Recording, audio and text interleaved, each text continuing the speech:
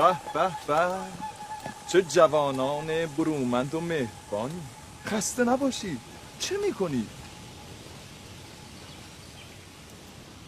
برای غذای ظهرمان شیر گرم میکنیم. نوش جانتان. ببینم میهمان ناخوانده نمیخواهی؟ شما که هستید؟ اینجا چه میکنید؟ ما از زمانی همین روستای مجاور است. کارم شبانی نیست. گهگاهی گوسفندانم را به صحرا میآورم.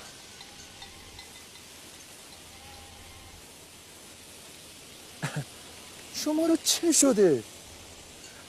مثل اینکه از وجود من در اینجا خوشحال نیستید. باید باشی؟ حق با شماست. دیدن دختری به کسی را خوشحال نمی کند. اما حقیقت این است که من به خاطر شما به این سو آمدم. دیدار شما به شدت موجب استعجاب من شد. شما ما را میشناسید؟ آری، همه اهالی اطراف فرزندان یعقوب پیامبر را میشناسند. پس چرا از دیدار ما تعجب کردی؟ چون دیشب شما را در خواب دیدم. باورتان میشود؟ دیشب شما را در خواب دیدم، امروز در بیداری. این عجیب نیست. دوست داریم بشنویم. برای من تعریف کن. راستش را بخواهید خواب عجیب و غریبی بود. از آن سر در نیاوردم. خواب دیدم شما 10 برادرید و کودکی را بر روی تختی روان حمل می‌کنید. گویی همه شما برده او و او ارباب شما بود.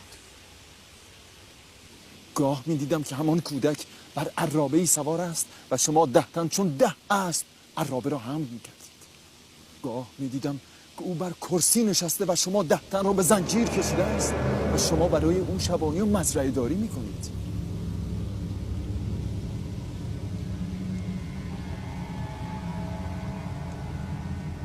مثل اینکه با تعریف خوابم شما رو ناراحت کردم.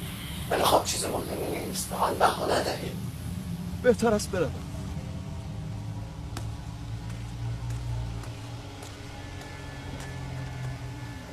عجب قیافه کری و زشتی داشت.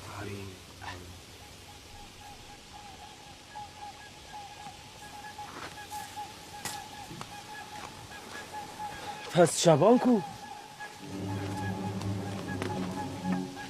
به این صورت که نمیتواند از اینجا رفته باشد. یعنی غیب شد؟ نمیدانم. شاید به زمین فرو رفت. نمیدانم که او که بود. ولی حرفایش مرا به فکر فرو برد. خواب او شبیه خوابهای یوسف بود.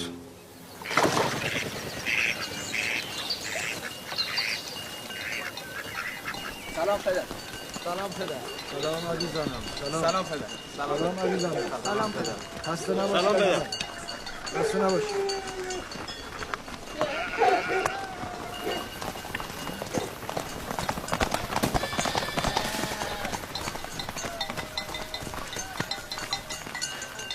درود بر نبی خدا. درود خداوند بر تو فرزند. چه شده؟ گویا نزاع کرده ای؟ آری، با فرزندان شما. چرا؟ آنها مزرعه ما را تخریب کرده در آن گوسفند شرانیدند. به آنها اعتراض کردم، مرا به باد کتک گرفتند.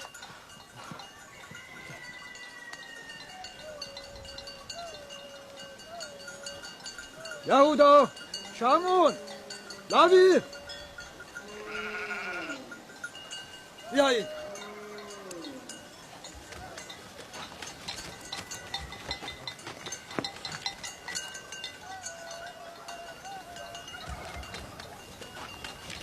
چرا گذاشتید احشام مزرعه این جوان را تخریب کنند؟ مانع گوسفندان که نمیتوان شد پدر. حالا مگر چه اتفاقی افتاده؟ چرا او را کتک زدید؟